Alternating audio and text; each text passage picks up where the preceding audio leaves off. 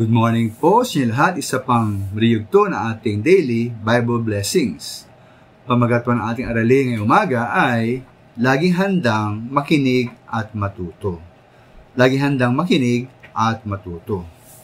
Isa pong malaking pagpapala ngayon ay ang pagkakataon na binibigay po sa atin ng makabagong teknolohiya na tumanggap ng mga impormasyon, dahil particular po sa magitan ng internet.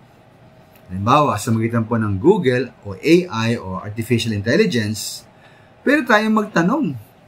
At pagkatapos po ng ilang segundo lamang, ay meron ng sagot. Halimbawa, ibig nating malaman ang mahalagang bagay ukol sa pagtugtog ng instrumento o sa paglaro ng isang uri ng sports o paano magluto, halimbawa ng adobong manok.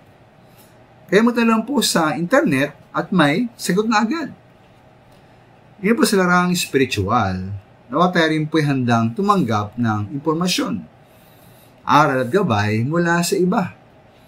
Ay nga po sa Kawikaan 13:10, ang kapalaluan ay nagbubunga ng kaguluhan, ngunit ang pakikinig sa payo'y nagbabadya ng karunungan. Kaya po ang matalino ay marunong makinig sa payo ng iba. Ito rin po ay para sa ating sariling kabutihan.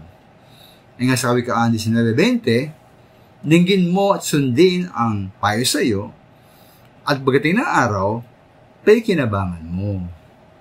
Kaya po, at ipanandaan na ang tunay na matalino at marunong ay hindi po yung taong nag-aakala na siya'y matalino at marunong.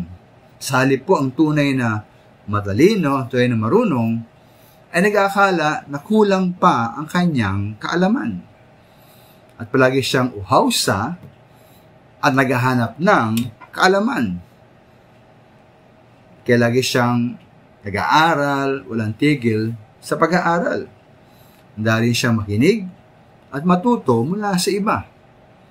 Kaya bilang Kristyano mga minamahal, nawa, lagi tayo nagbabasa ng Biblia at tumatanggap ng aral mula sa pangaral at pagtuturo sa ating iglesia.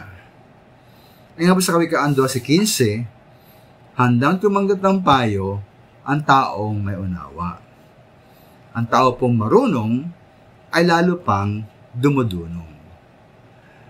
Maraming salamat.